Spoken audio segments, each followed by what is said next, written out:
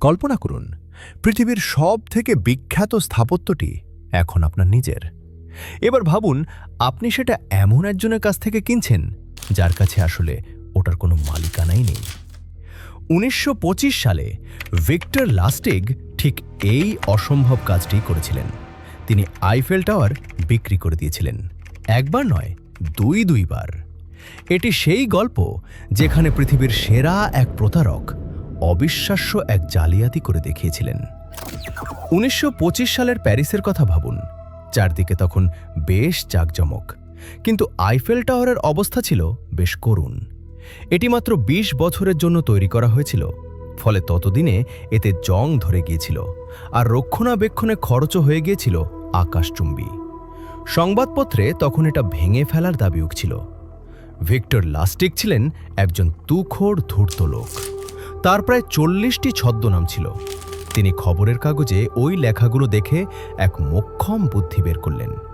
তিনি আইফেল টাওয়ারকে কোনো স্মৃতিস্তম্ভ হিসেবে দেখলেন না, দেখলেন 7,000 টন স্ক্র্যাপ লোহা হিসেবে। তিনি শহরের সব থেকে দামি হোটেলে উঠলেন আর ভুয়া সরকারি প্যাড বানালেন।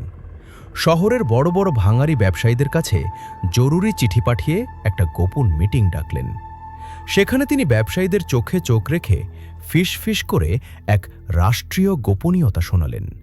তিনি বললেন যে সরকার আর টাওয়ারের খরচ চালাতে পারছে না, তাই এটি স্ক্র্যাপ হিসেবে বিক্রি করে দেওয়া হবে। তবে জনগণের ক্ষোভ এড়াতে পুরো বিষয়টা একদম গোপন রাখতে হবে। ব্যবসায়ীরা তো হুক গিলে ফেললেন।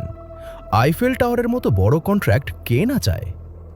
ভিক্টর সবার উপর নজর বুলিয়ে তার শিকার খুঁজে নিলেন। তার নাম ছিল আন্দ্রে পোয়াজো।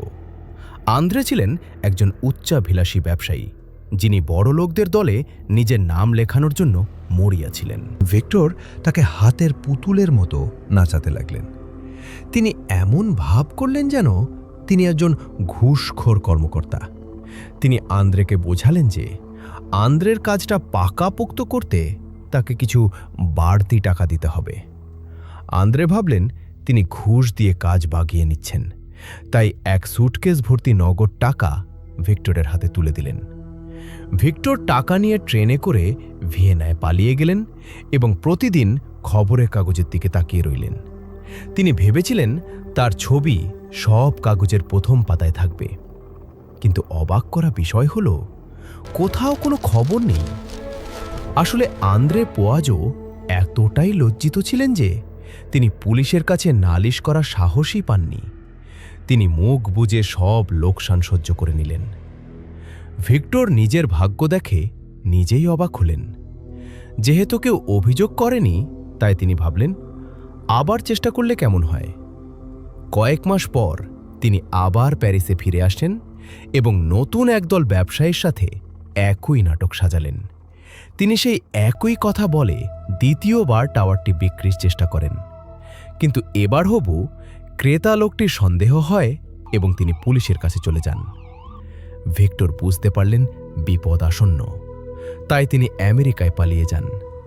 সেখানে শেষ পর্যন্ত আল কাপোনের মতো গ্যাংস্টারদের সাথে তার টক্কর হয় এবং জীবনের শেষ দিনগুলো তার আলকাট্রাজ কারাগারে কাটে।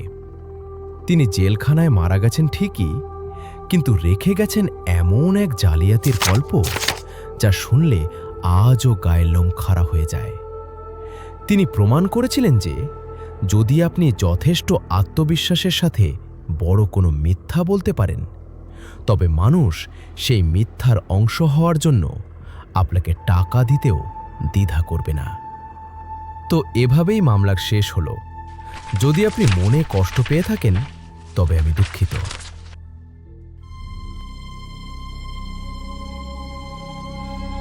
Welcome to Crime Reveals.